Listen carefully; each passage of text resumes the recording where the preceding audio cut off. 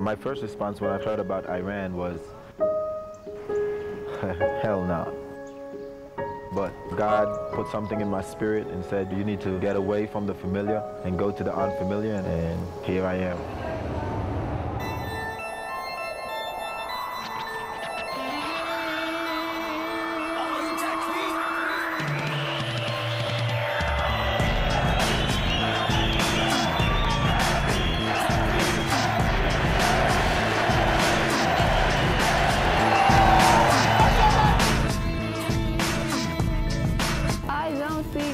I fell in love with him.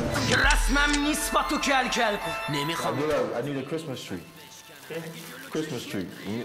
دیگه یه چیزی براش می‌بینیم برای کریسمس. کشمش؟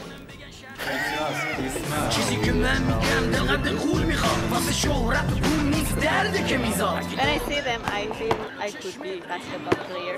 بیا پا به پای من بخون نگو کافیه. میخوان کل کنم بگن شرط پرده. چند ثانیه بیشتر نمونده شبه. میره به قضیه سنتیازی. حلقه!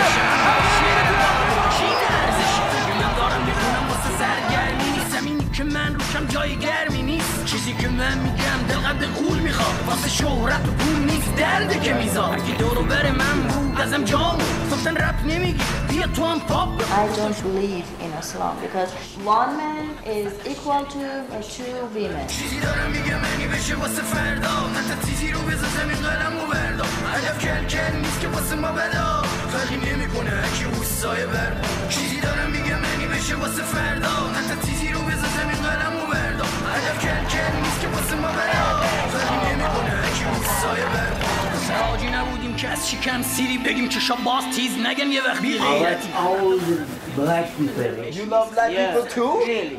Everybody in Iran love black. You're my man. You're my man.